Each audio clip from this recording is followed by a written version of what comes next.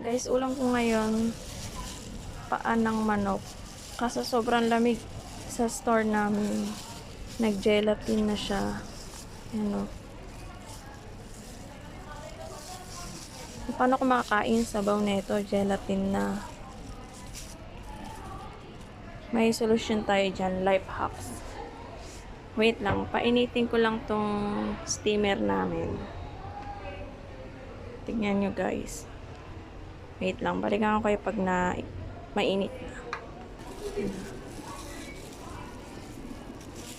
Paano ko mahigop yung sabaw? Nag-gelatin na siya. Yan na guys, umuusok na siya. Try natin. Hanggang 12 midnight kasi yung open ng store. Kaya nanigas na talaga siya. Try lang natin kung e-effect ba siya. Nagutom na ako guys eh.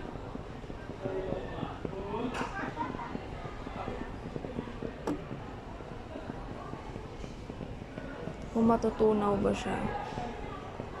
Wait lang.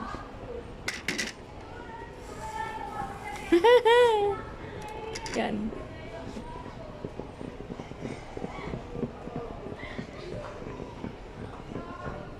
Diba? Effective siya guys.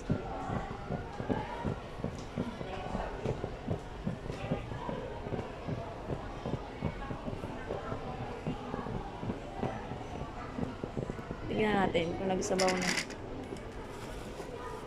Diba? Oh. Tingnan lang.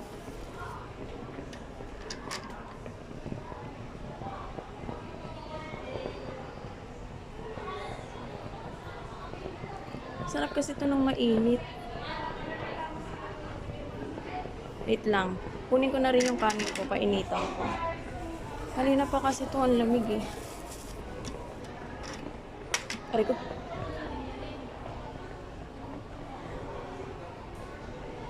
Para masarap naman yung kakainin natin. Mainit-init.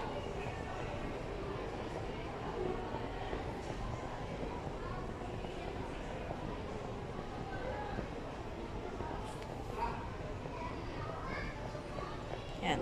Pwede na yan guys. Ulam check. Adobong paa ng manok Adidas. Tingnan natin kung malambot na yung ano. Tina lang siya guys. Kasi kinain ko siya kanina. Tira ko lang siya. Hanggang 12 midnight kasi yung mall ngayon. So kumain ako ng gabihan sa store.